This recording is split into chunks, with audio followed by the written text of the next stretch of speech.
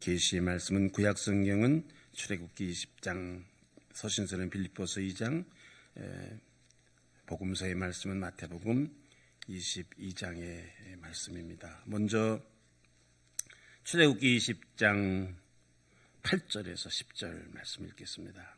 안식일을 기억하여 거룩하게 지키라. 엿새 동안은 힘써 내 모든 일을 행할 것이나 일곱째 날은 내 하나님 여호와의 안식일인즉 너나 내 아들이나 내 딸이나 내 남종이나 내 여종이나 내 가축이나 내 문 안에 머무는 객이라도 아무 일도 하지 말라. 빌립보서 2장 12절의 말씀, 지난 주일에 읽었던 말씀입니다. 2장 12절 말씀. 그러므로 나의 사랑하는 자들아, 너희가 나 있을 때뿐 아니라 더욱 지금 나 없을 때에도 항상 복종하여 두렵고 떨림으로 너희 구원을 이루라. 복음서의 말씀을 읽겠습니다. 마태복음 22장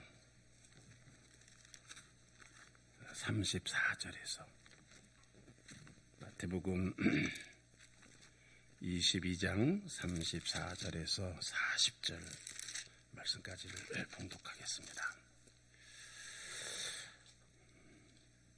34절, 예수께서 사두개인들로 대답할 수 없게 하셨다함을 바리새인들이 듣고 모였는데 그 중에 한 율법사가 예수를 시험하여 묻되 선생님, 율법 중에서 어느 계명이 크니까?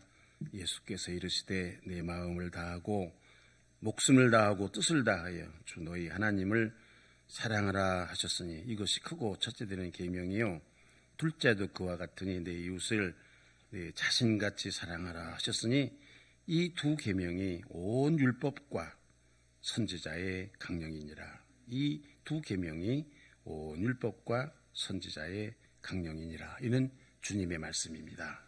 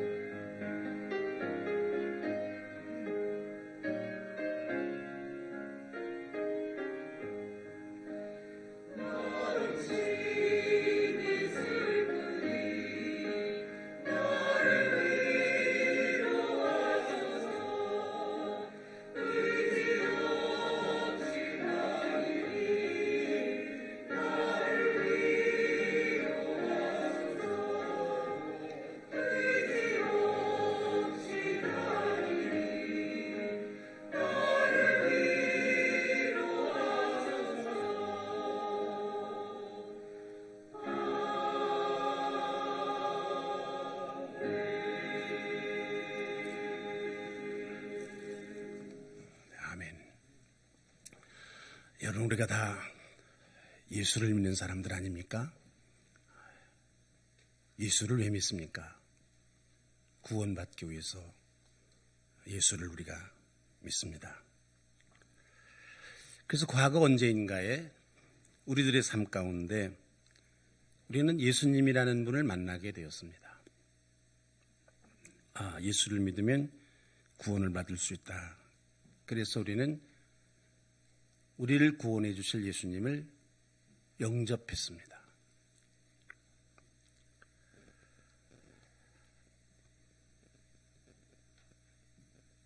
구원받을 예수님을 영접해서 만나서 과거의 어느 때, 그러면 우리가 죽어서 하나님 나라에 갈 때 구원받을 수 있다. 그러면 우리가 뭐대로 교회를 다닙니까? 이미 구원받아서 하나님 나라에 들어갈 수 있게 됐는데 왜 힘들고 어렵게 교회를 다니느냐 이겁니다. 한 번 예수를 만나서 구원받았으면 그러면 당연히 하나님 나라에 들어갈 수 있다. 교회 다닐 이유가 없잖아요. 근데 우리는 교회를 다닙니다. 무엇 때문에 교회를 다닙니까? 그렇습니다. 우리는 이 교회를 다니면서 하나님의 말씀이 또 예수님께서 가르치신 말씀이 무엇인가 하는 것을 배우고 그 말씀대로 살아서 예수를 만나서 받은 이 구원이 계속해서 우리의 삶에 이루어지고, 그래서 마침내는 우리가 세상을 떠날 때 하나님 나라에 들어갈 수 있는 구원을 이루어나가기 위해서 과거에 받은 구원이 그것으로 그치는 것이 아니라 지금도 그 구원이 이루어지고, 빌립보서 2장 12절에 있는 말씀처럼 구원이 이루어져서 계속해서 이루어져서 그래서 마지막 죽게 되는 날 하나님 나라에 들어가게 된다. 구원의 완성을 이룰 수 있다. 이게 우리가 믿는 예수입니다. 우리가 가진 신앙입니다. 그런데 여러분, 문제는 우리가 지금 구원을 이루어가는 사람들인데, 옛날에 구원받은 사람이니까 세상 사람들과 다르게 우리는 교회를 다니게 됐고, 교회는 예수 만난 사람이 다니는 거 아닙니까?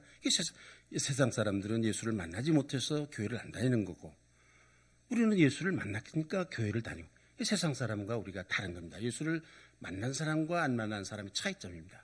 교회를 다니느냐 안 다니느냐. 그래서 우리가 교회를 다니게 됐는데, 교회를 다니면서 이 구원을 이루어나가야 될 사람들인데, 그러면 구원을 이루어나가려는 사람들, 교회를 다니는 사람들이 세상 사람들과 무언가 다른 점이 있어야 되는 거 아니겠습니까? 교회는 다니는데 세상 사람들과 아무 다를 바가 없다.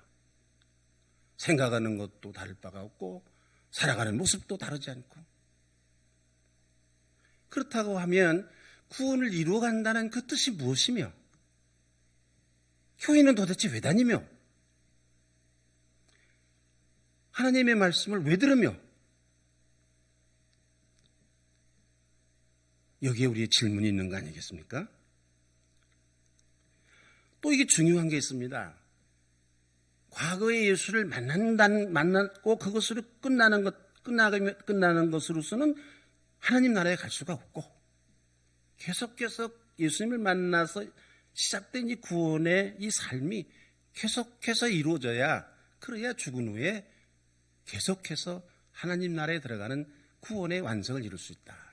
이게 성경의 가르침인데, 그렇다면 지금 교회를 다니는 우리들의 삶이 세상 사람들과 무언가 달라야 된다.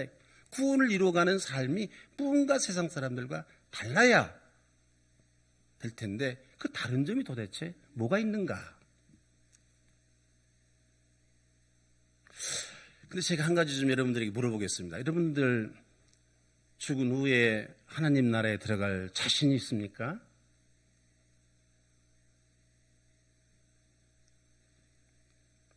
이 때때로 우리가 이제 언젠가는 우리가 죽게 될 텐데 이걸 늘 우리 마음속에 생각해야 된다고 생각해요. 내가 죽어서 하나님 앞에 섰을 때 구원을 받을 수 있는가? 영원한 나라에 들어가지 못한다면 우리가 믿는 이 교회를 다니면서 하는 이 수고가 다 헛된 것이 아니겠습니까?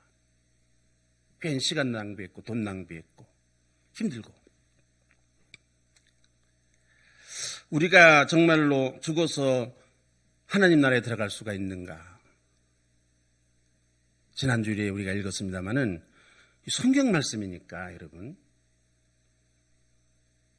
마태복음 7장 21절에서 23절 말씀을 다시 한번 읽어보겠습니다. 여러분들이 잘 생각해 보시기 바랍니다. 정말 이 말씀을 잘 제가 읽을 때 들어보시고, 그리고서는 내가 이 말씀에 의해서 구원을 받을 수 있는 사람인지 아닌지. 마태복음 7장 21절. 나더러 주여 주여 하는 자마다 다 천국에 들어갈 것이 아니요. 나 주여 주여 하지 않습니까 우리가? 그런데 오늘 말씀해 보니까 다 천국에 들어갈 게 아니다 이거예요. 이거 임영진 목사 얘기입니까? 성경에 쓰여진 말씀입니다. 다만 하늘에 계신 내 아버지 뜻대로 행하는 자라야 들어가리라. 그날에 많은 사람이 나더러 이르되 주여 주여 우리가 주의 이름으로 선지자 노릇하며 주의 이름으로 귀신을 쫓아내며 주의 이름으로 많은 권능을 행하지 아니하였나이까 하리니, 죽어서 심판대 앞에 서는데 너 아무래도 하나님 나라 영원한 나라에 들어갈 수 없겠다. 그랬더니 아니 무슨 말씀이십니까? 제가 세상에 살 때 예수님 알지 않습니까? 주님의 이름으로 내가 귀신도 내쫓고 주의 이름으로 선지자 노릇하고 저는요 목사를 50년 하다 왔습니다. 그랬더니 예수님이 하시는 말씀이 뭐라고 그러냐? 내가 그들에게 밝히 말하되 내가 너희를 도무지 알지 못하니 불법을 행하는 자들아 내게서 떠나가라. 충격을 받을 것 같습니다. 이때가 당황할 것 같습니다. 아니 내가 예수 믿고 구원받았다고 맨날 찬양하고 기도하고 찬송 부르고 맨날 예수님의 이름을 사람들에게 설교하고 그랬는데 도무지 나를 모르신다고? 불법을 행했다고? 엄청난 충격을 받을 것 같습니다. 당황할 것 같습니다. 혹시 여러분들에겐 그런 일이 그런 일이 일어나지 않으리라고 보장하실 수 있습니까? 왜 그러냐? 아니 왜 모른다고 그러시느냐 예수님이.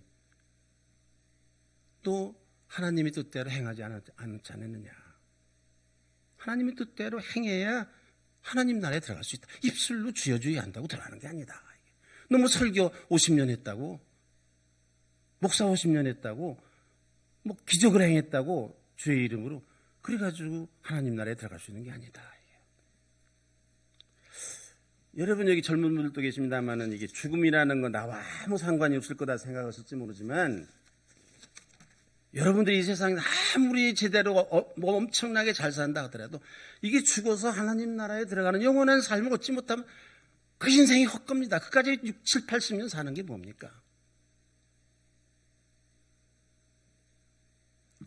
저는 여러분들 꼭 영원한 하나님의 나라에 들어가기를 바랍니다. 이런 설교가 여러분들이 귀에 거슬린지 모르지만 그러나 저는 목사로서 이 성경에 있는 이 말씀을 여러분들에게 전하지 않을 수가 없습니다. 저는 성경 말씀을 그대로 믿는 사람입니다. 설마 성경에 그렇게 써있지만 그렇겠는가?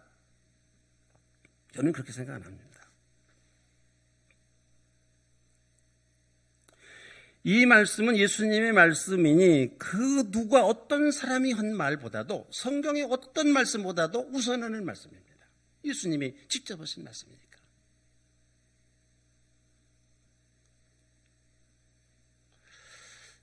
마태복음 25장 최후의 심판 얘기를 우리가 다 잘 알지 않습니까? 여러분들이 이제 심판대에 서게 된다는 게 누구든지 죽으면. 그때 예수님께서 하신 말씀이 있습니다. 너 내가 배고플 때 먹을 걸 줬냐? 목마를 때 마실 걸 줬느냐? 내가 나그네 되었을 때 마저 줬냐? 병들었을 때 돌봤냐? 예, 제가 그런 일을 했습니다. 그러면 영원한 천국에, 그렇게 인생을 살지 않은 사람은 영원한 지옥에. 여러분들이 오늘 심판대 앞에 섰다면 이 심판을 통과할 수 있습니까? 그래서 하나님의 나라에 들어갈 수 있습니까? 자신 있습니까?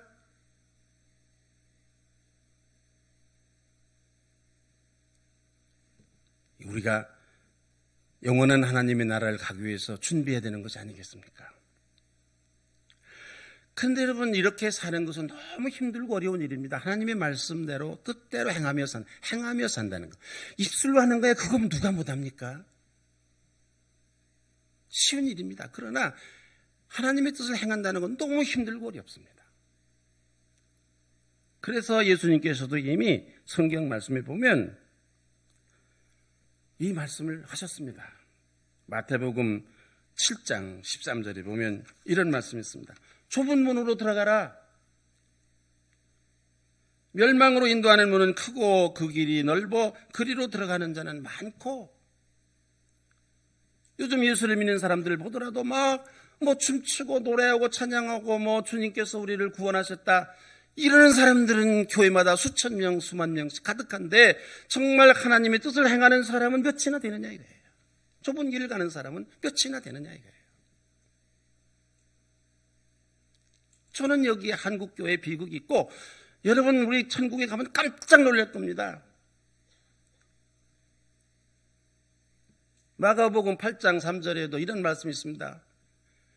무리와 제자들을 불러 이르되 누구든지 나를 따라오려거든 자기를 부인하고 자기 십자가를 지고 나를 따라. 누구든지.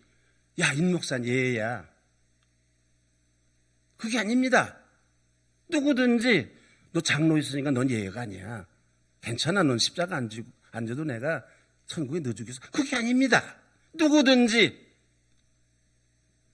나를 따라오려거든. 영원한 생명의 길로 가려거든. 십자가를 지고 나를 따라야 된다. 십자가가 무슨 그렇게 가벼운 겁니까? 거기야 너무 십자가가 무거워가지고 언젠가 목사님 한 분이 한기총 회장님이신데 십자가에다 바퀴를 달아가지고 지부하더라고. 그래서 우리 교회 성가대 지휘였던 이성진 집사가 바퀴 달린 십자가라는 찬양곡을 지었어요. 제가 유튜브를 보니까 수백 교회에서 이 찬양을 불렀어요. 우리 교회에서 불렀던 이 찬양을 수백 교회에서 불렀어요. 바퀴 달린 십자가. 그러니까 우리 요새 예수 믿는 사람들이 너무 쉽게 예수를 믿으려고 그러는 거예요. 십자가에다 바퀴를 달아가지고 메고 간다 이거예요. 입술로만 예수를 시인하면 예수 믿는 그런 얘기만 어디서 달콤하게 듣고 그 말만 믿고 있는, 나는 이 사람들 나중에 당황할 거로 생각합니다. 그거 가르쳐준 목사님은 되게 원망할 거로 생각합니다. 예수님 말씀은 그렇게는 나를 따라올 수 없다. 누구든지 십자가 져야 된다. 나를 따라오려면 좁은 길로 가야 된다.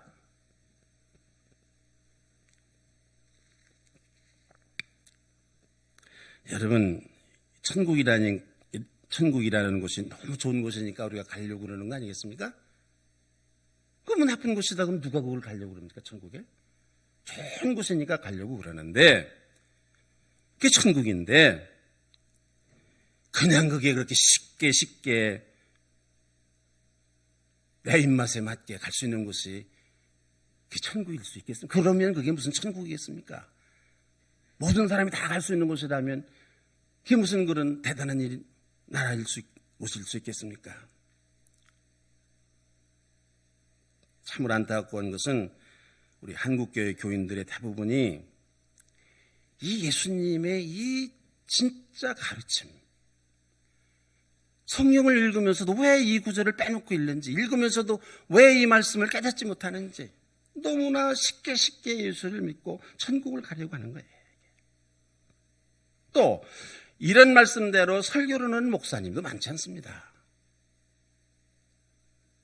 예수 믿는 거 힘들다. 예수님 뜻대로 행해야 된다. 좁은 길로 가야 된다. 십자가를 지고 가야 된다.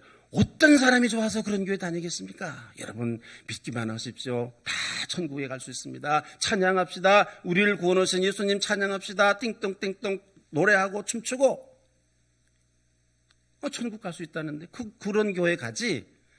아니 목사가 바보입니까? 눈치가 빤한 사람들인데 얼마나 경쟁이 심한 교회인데 교인 모으기가 얼마나 힘든데 쉽게 해서 교인들 입만 맞춰서 교인 모아야지.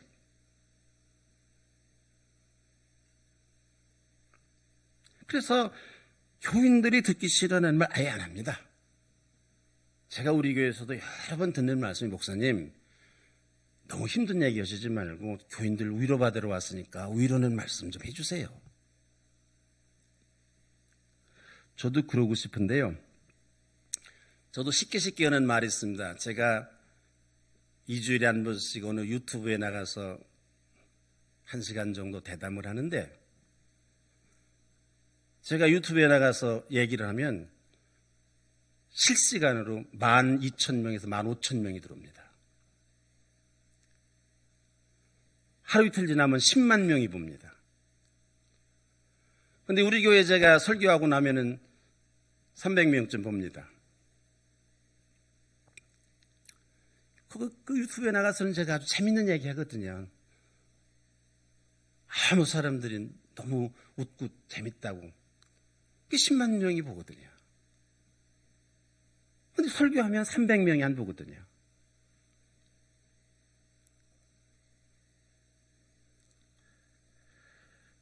구원의 진리, 십자가 지고 좁은 길로 가자. 그렇게 어렵게 예수 믿자. 그렇게 말하면 좋아할 사람이 누가 있겠습니까? 그런 설교를 하는 교회에 사람이 모이겠습니까?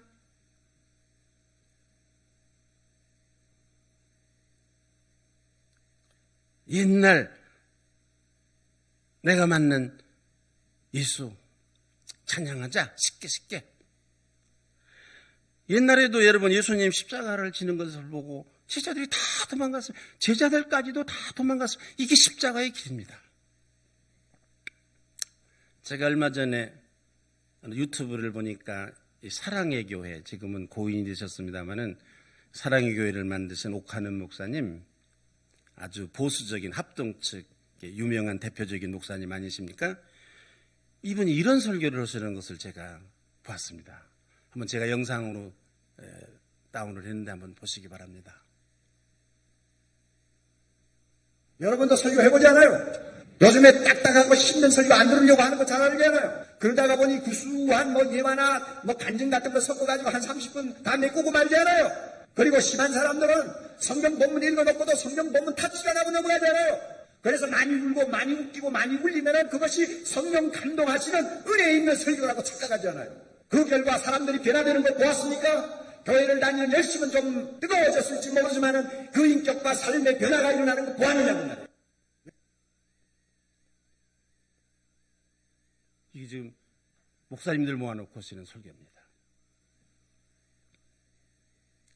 성경 본문 읽어놓고 성경 얘기는 하나도 안 하고 엉뚱한 얘기하고 입맛 교인들 긴맛 좋은 얘기만 하고 그러니까 한국교회 교인들이 편하느냐 이거예요. 교회는 다니는데 세상 사람들과 뭐가 다른 점이 있느냐 이거. 교회 다니는 사람들이 목사들이 설교를 잘못한다는 거예요. 교인들을 잘못 가르친다는 거예요.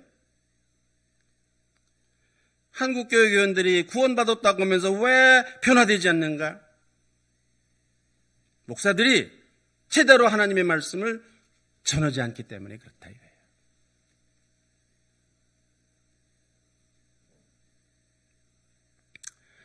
여러분들 예수님께서도 마태복음 7장 15절에 이런 말씀을 하셨습니다. 거짓 선지자들을 삼가하라. 양의 옷을 입고 너희에게 나오나 속에는 노략질하는 자니라. 정말 사람들이 예수를 믿고 하나님 나라에 가고 변화돼서 하나님의 나라에 가고 이 십자가의 도를 가리키는 게 아니라 어떻게 하면 교회 사람들이 많이 모일까? 헌금 많이 하게 할까? 교회 크게 할까? 이러니까 한국교회가 이렇게 수많은 십자가가 있고 수많은 사람들이 교회를 다녀도 우리 한국 사회가 변화되질 않는 거예요. 교회가 이렇게 많은데 실망하고 세상 살 수가 없다. 그래서 좌절하고 자살하는 사람이 세계에서 1위예요. 계속해서 10몇 년째 세계에서 1위예요. 교회가 이렇게 많은데 십자가를 보면 희망을 보고 소망을 봐야 될 텐데 이렇게 많은 십자가가 있는데 사람들이 살 수가 없다고 그러고 자살하는 거예요. 뭐 이렇게 많은 사람들이 예수를 믿는데 우리 사회가 온통 썩었어요. 큰 죄를 지은 사람들 보면 다 집사 뭐 이런 사람들 교인들이에요. 요즘 마약 문제가 아주 심각합니다만 여러분 마약 허전하니까 마약하는 거 아니겠습니까? 뭔가 응? 하나님의 말씀이 있는데 어떻게 사람들이 허전하게 느끼고 마약을 하느냐 이거예요. 왜 하나님의 말씀으로 만족하지 못하고 기뻐하지 못하느냐 이거예요. 우리 한국교회가 문제가 있는 거 아닙니까? 우리 예수 믿는 거 뭔가 잘못 믿는 거 아닙니까?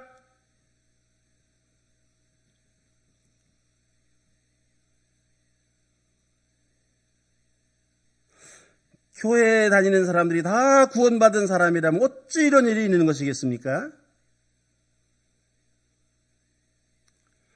저는 우리 한국교회가 크게 회개해야 된다고 생각합니다. 말씀을 전하는 사람들이 제대로 하나님의 말씀을 전하고 기도하고 한 사람이 남더라도 바로 하나님의 말씀을 전하고 100명, 1000명 데리고 다 지옥 보내지 말고 한 명이라도 10명이라도 하나님 나라에 보내는 천국으로 안내하는 그런 목회를 우리 교회가 해야 돼. 그런 목회를 해야 되고 목사들이 그런 교회가 돼야 된다.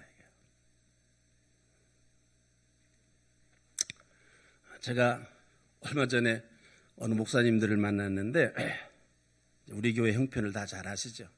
목사님 이제 갈릴리교회 문 닫으시죠? 그러는 거예요. 교인들이 교회 다닐 데가 없어서 그렇게 힘들게 하십니까? 이제 문 닫으세요. 생각해 보겠다고 그랬습니다. 뭐 내가 문 닫으려고 해서 닫아지는 건 아니지만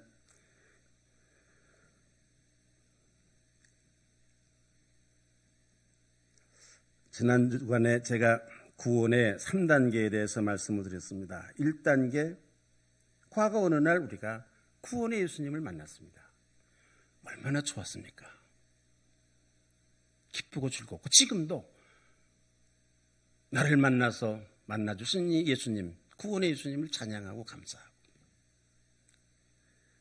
그러나 그것으로 끝나서는 안 된다 이거예요. 2단계. 지금 우리가 하나님의 말씀을 듣고 그 말씀대로 행하고 그 말씀이 내 삶 속에서 이루어지는 그 구원을 이루어가는 일, 이 구원의 삶을 우리가 살아야 되는 거예요. 힘들고 어려워도 이 구원의 삶을 살아야 3단계 죽은 후에 영원한 하나님의 나라에 들어가는 천국 구원을 우리가 얻을 수 있는 거예요. 2단계를 거치지 않고는 절대로 3단계에 갈 수가 없다. 이게 성경에 그렇게 쓰여 있지 않습니까? 아니 1단계만 하고 참 예수님 만나서 구원받고 세상에서 재미있게 아무렇게나 살다가 그리고서 죽은 다음에 천국권 얼마나 좋습니까? 나도 그렇게 예수 믿고 싶어요. 여러분들에게 그렇게 말씀드리고 싶어요. 그런데 성경에 그렇게 쓰여 있지 않으니 2단계를 거치지 않고는 이 세상에서 하나님의 말씀대로 행하며 살지 않고는 3단계 천국 구원을 얻을 수가 없다. 성경에 그렇게 써 있으니 어떻게 제가 이 말씀을 여러분들에게 전하지 않을 수가 있겠습니까? 마태복음 7장 21절 행함으로 하나님의 뜻을 행하는 자라야. 아니 제가 주의 이름을 부르고 막 설교도 하고 뭐 기적도 행했는데 왜 안 됩니까? 하나님의 뜻을 행하는 자라야 구원을 받을 수가 있다. 예수님이 아주 냉정하고 딱 잘라서 하시는 말씀입니다.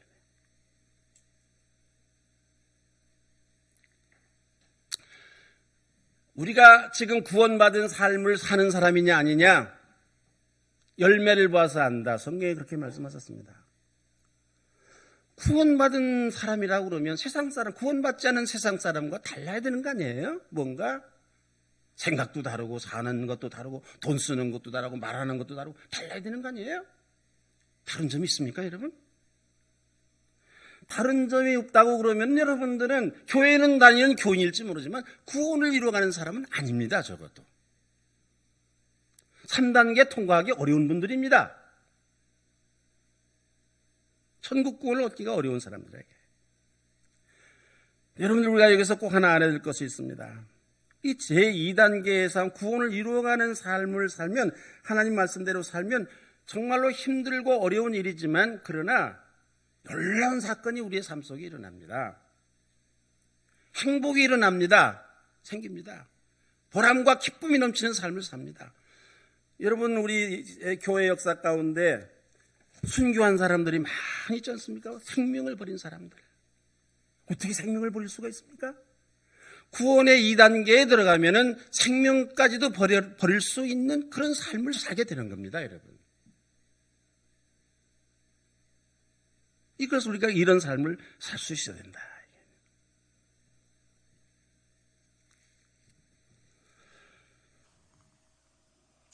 사실 이제 믿음으로 구원받는다, 행함으로 구원받는다, 뭐 그런 논쟁이 옛날부터 있었다 제가 말씀을 드렸습니다만 저는 어떻게 생각하는가? 우리가 믿음과 행함을 구분해서 말합니다만 사실 본래 믿음과 행함은 하나이지 분리될 수가 없는 거예요. 믿지 않으면 어떻게 행할 수가 있습니까? 아니 믿음이 없는데 어떻게 행할 수가 있습니까? 여러분 주식 투자를 할 때도 이 주식이 꼭 오를 거다라는 믿음이 있어야 행하고 투자하고 행하지 않습니까? 이렇게 하면 돈 벌 수 있다. 믿어야 그 일을 하고 그러니까 믿음이 있어야 행하지 않습니까? 또 행함이 있으면 믿음이 더 내가 그렇게 믿었는데 진짜 되는구나. 사실대로 되는구나. 내 믿음이 더욱 강해지는 거거든요. 이게 사실 믿음과 행함이라는 것은 같은 거거든요. 믿음이 없다고 하면서 행함이 없는 그런 말은 거짓말이고 행함이 없으면서 믿음이 없다 그 말도 또 그건 잘못된 말이다 이거예요. 그러니까 사실은 이 믿음이 많을수록 행할 수밖에 없는 거고 행함이 많을수록 믿음이 더 강건해질 수밖에 없다. 이게 사실은 신앙의 신비입니다. 우리가 말을 하자고 하니까 논쟁을 하자고 그러니까 뭐 믿음으로 구원받느냐 행함으로 구원받느냐 그런 말을 하지만 그거 다 쓸데없는 말입니다. 하나입니다. 믿음으로 구원받는다는 말이나 행함으로 구원받는다는 말이나 그 말이 하나예요. 나누면 안 되는 일입니다. 하나님의 말씀을 믿음으로 그 말씀을 우리가 행하게 되고 그의 말씀을 행함으로 말미암아 하나님에 대한 믿음이 더 커지고 마침내는 구원에 이루게 되는 것이다. 그러니까 우리 교회에서는 적어도 믿으면 구원받는다, 행하면 구원받는다 이런 논쟁은 유치한 논쟁이니까 그런 논쟁은 우리가 하면 안 됩니다, 여러분. 저도 우리 교회에서는 그런 일이 없었으면 좋겠습니다. 그런데 여러분 우리가 여기서 하나 중요한 것이 있습니다. 특별히 우리 한국교회 교인들의 문제점인데 그것은 뭐냐? 정작 하나님의 말씀대로 행해야 된다라고 할 때 믿고 행해야 된다. 그런다고 할 때 이 하나님의 말씀이 구체적으로 뭐냐 이거예요. 우리가 행해야 될 하나님의 말씀이 뭡니까? 성경에 여러 가운데가 있습니다. 순복음교회 교인들 가서 물어보십시오. 그 사람들 다 하나님의 말씀이 뭐냐? 성령 받아서 성령 충만해서 병 고치는 거다. 이런 거죠. 그래서 말씀이 뭐냐에 따라서 교파도 다 나뉘었습니다. 그런데 도대체 이게 우리가 말씀을 행한다고 그럴 때 이 말씀이라는 게 도대체 뭐냐 이게. 제가 여러분 말씀대로 행하십시오. 또 교회에서도 그래. 말씀 중심의 교회다. 우리 교회는 말씀 중심의 교회다. 말씀 중심으로 살아야 된다. 그 말을 할 때 이 말씀이라는 게 뭐냐. 제가 짐작하기는 교인들마다 다 달라요. 100이면 100 다 말씀에 대한 이해가 다 다른 거예요. 그래서 여기서 우리가 중요한 거는 이 말씀이 뭐냐는 것을 잘 알아야 돼요. 엉뚱한 것을 말씀을 하고 생각하고 착각을 하면 안 됩니다. 여러분이 우리가 읽는 이 모세오경 5권 있지 않습니까? 이게 기독교만 가지고 있는 성경이 아닙니다. 이슬람교도 이걸 경정으로 삼고 있고 유대교도 경정으로 삼고 있습니다. 같은 말씀인데 달리 해석하는 거예요. 달리 믿고 있는 거예요. 이게 굉장히 중요합니다. 그래서 정확한 하나님의 말씀이 뭐냐, 이게. 확실하게 말씀이 무엇인지를 알아야 바른 신앙이 될 수가 있습니다. 이 교회 안에서 문제도 이 말씀이 뭔지를 바로 알지 못하기 때문에 생기는 혼란이 있는 거예요. 말씀이 뭐냐, 정확한 말씀을, 하나님의 말씀이 이거다라는 확실한 말씀 위에 우리의 신앙이 세워져야 그 신앙이 바른 신앙이 되고 올바른 신앙이 되고, 그 말씀 위에 바르게 된 이 하나님의 말씀 위에 서야 그 교회가 바른 교회가 되는 거예요. 이 교회가 많이 있지만 하나님의 말씀 위에, 제대로 된 말씀 위에 서지지 않으면 그건 모래 위에 집을 짓는 것과 같은 거예요. 제대로 된 하나님의 말씀을 우리가 알지 못하고 우리가 신앙생활하면 그 신앙생활이 헛것이 되고 마는 거예요. 그러니까 이 말씀이 뭐냐는 것을 꼭 우리가 중요하게 생각해야 됩니다. 여러분들이 신학적으로, 제가 몇 주간 동안 이 말씀을 좀 꼭 드리려고 생각합니다만은, 신학적으로 우리가 꼭 알아야 될 것은 우리 개신교에서는 이 하나님의 말씀 성경을 최고의 권위로 생각합니다. 천주교에서는 교황을 최고의 권위로 생각해요.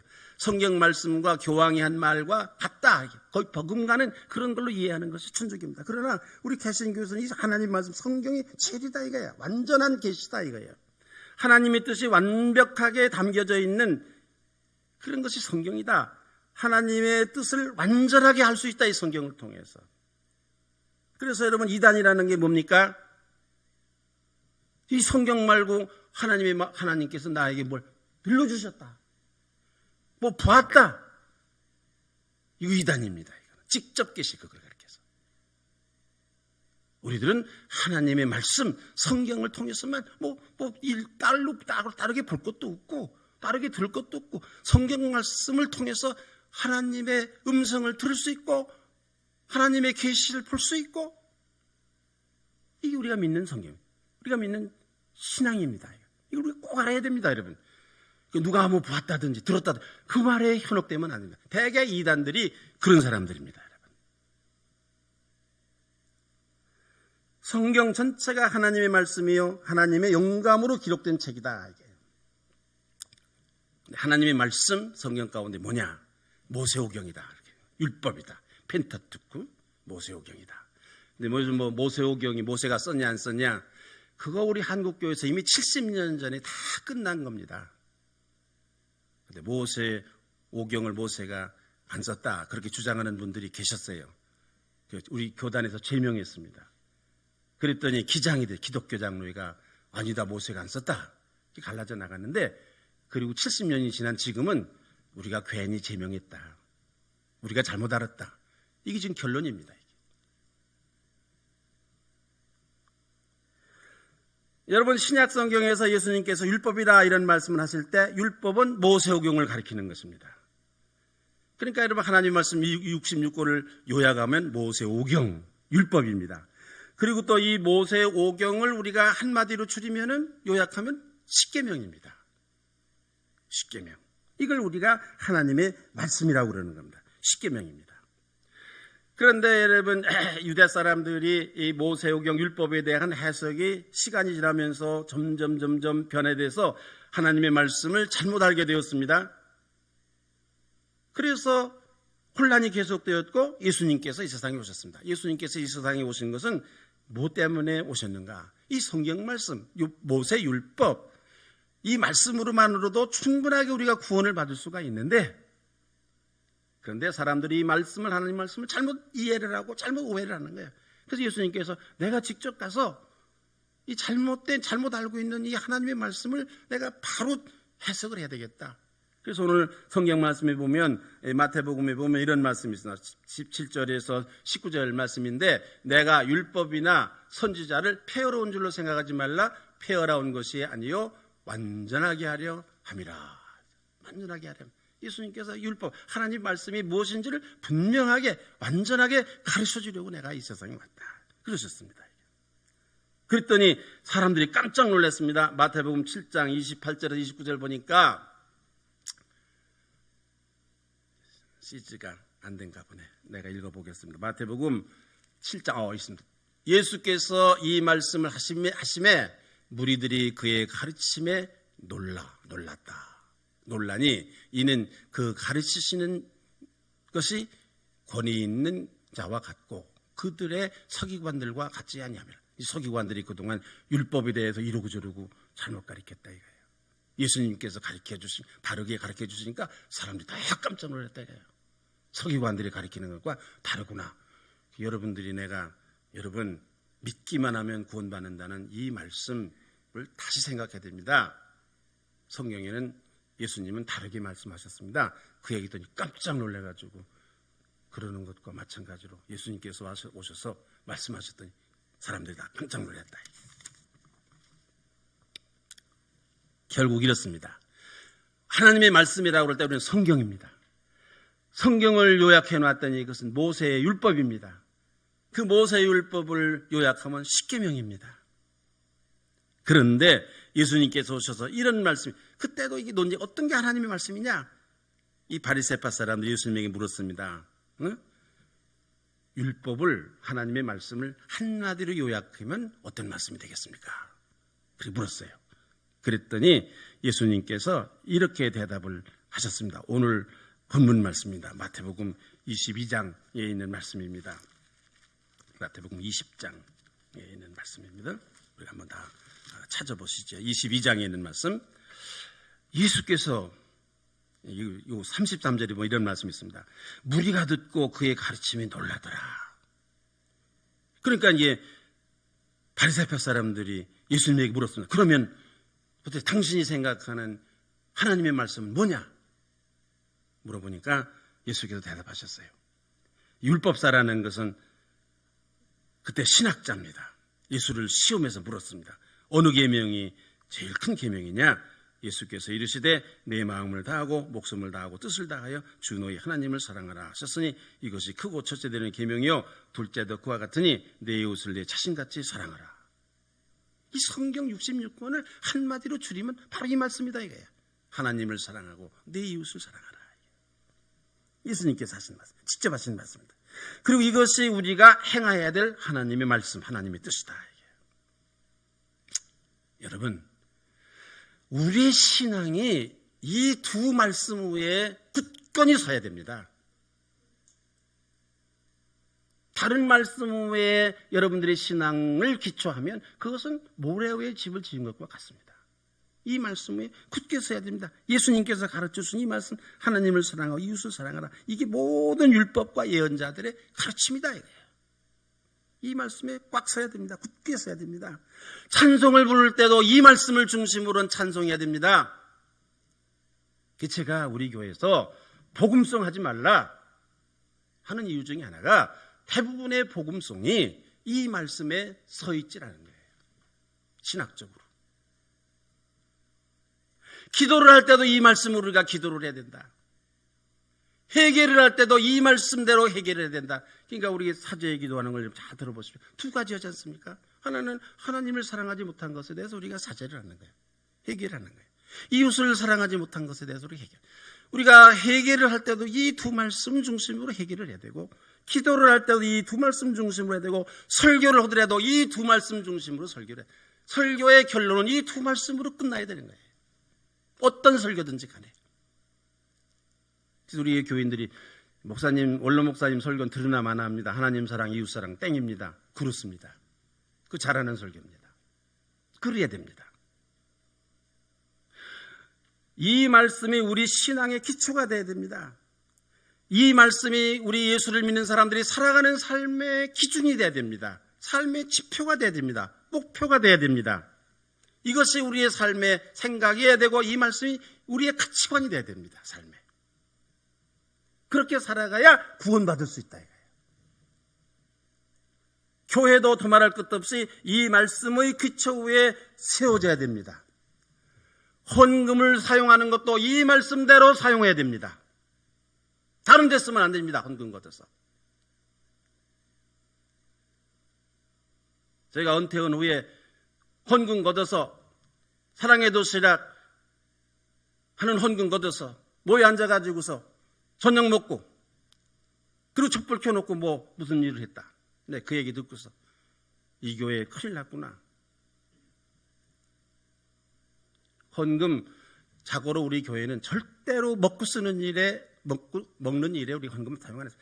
나는 이 교회에서 30년 목회했지만 한 번도 교회 돈으로 누구 점심 음식 사본 적 없고 한 번도 내가 교회 돈으로 교통비 사용해 본 적이 없고 한 번도 교회 돈으로 화분 어디 보내본 적 없고 축가 화분 보내본 적이 없고 헌금도 하나님 사랑과 이웃 사랑 이 기준으로 헌금도 써야 되는 거예요. 교회가 이 말씀에 우리가 굳게 세워져야 될 교회가 그래야 제대로 된 교회고 흔들리지 않는 교회가 되고 이 살아있는 하나님의 말씀 위에 세워져야 그 교회 안에 기적이 일어나는 거예요. 이 살아있는 하나님의 말씀 위에 우리의 신앙이 기초하고 이렇게 살아가야 우리의 삶에 놀라운 변화가 일어나는 거예요. 여러분들의 삶에 예수 믿는다고 하면서도 변화가 일어나지 않는 건 이 말씀대로 살아가지 않고 여러분들의 신앙이 이 말씀 위에 기초되어 있지 않기 때문에 그런 거예요. 성령 충만이라는 게 뭐냐? 이 살아있는 말씀이 머리끝부터 발끝까지 가득 차 있는 것을 성령 충만이라는 거예요. 입 열면 성령 충만해. 입 열면 이 말씀이 나오고 생각도 이 말씀이고 그게 성령 충만이에요. 여러분 한국교회의 문제는 또 한국교회 교인들의 문제는 이 살아있는 하나님의 말씀 예수님이 가르쳐 주신 이 살아있는 하나님의 말씀 위에 서 있지 않기 때문에 그 신앙에 문제가 있고 엉뚱한 짓을 하고 변화가 없고 세상 사람들과 다를 바가 없고 이 말씀 위에 교회가 세워져 있지 않기 때문에 이렇게 많은 교회가 있어도 우리 사회에 아무런 변화가 일어나지 않고 아무런 영향력도 행사하지 못하고 저들끼리 앉아서 춤추고 노래하고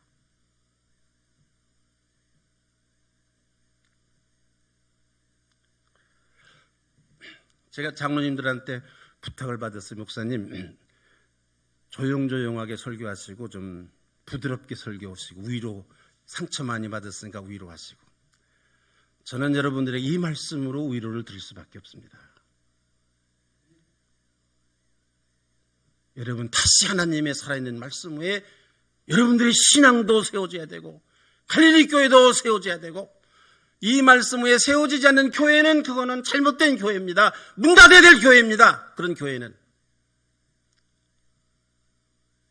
우리 교회도 이 말씀 위에 다시 돌아와서 굳게 세워지지 않으면 문 닫는 게 마땅합니다. 저는 뭐 우리 교회가 그런 교회가 아니라고 생각합니다만 제가 드리는 말씀은 어느 신학도 아니고 그래서 이 성경 그대로입니다. 저 성경 100번도 더 읽었습니다. 이 설교 준비하느라고 설교를 뒤적뒤적 성경을 뒤적뒤적 수없이 찾아보고 이 성경 말씀 그대로 여러분들에게 드립니다. 성경 말씀대로 설교하지 않는 목사는 이게 잘못된 목사입니다. 여러분들의 입맛에 좋고 김맛에 좋고 뭐 그렇게 즐겁고 기쁠는지 모르지만 그거는 잘못된 설교입니다. 여러분 제가 간절히 원합니다. 저는 저녁에 잘 때 내일 아침에 다시 일어날 수 있을까 이렇게 생각하고 삽니다. 설교 준비하면서도 마지막 설교일지 모른다 그런 생각을 합니다. 그러나 여러분들이 듣기 싫든지 말든지 성경에 있는 말씀을 제가 전할 수밖에 없고 여러분 제가 한 가지 여러분들에게 자신 있게 말씀드리는 것은 이 하나님의 이 말씀대로 살면 여러분들의 삶에 행복이 넘칩니다. 내가 이 인생이 뭐지 이게? 왜 이렇게 아닙니다. 이 말씀대로 살면 기쁨이 넘치고 야 인생이 이렇게 대단한 거야? 행복이 넘치고 기쁨이 넘치고 또 우리의 삶에 기적이 일어나고 그 사람들이 미치게 예수를 믿는 거고 자기 재산 다 드리고 자기 목숨 바쳐서 예수를 믿는데 왜 그렇습니까? 이 말씀을 행할 때에 그 느끼는 환희 받는 행복 그것 때문에 그러는 겁니다. 그 취해서 그러는 거예요.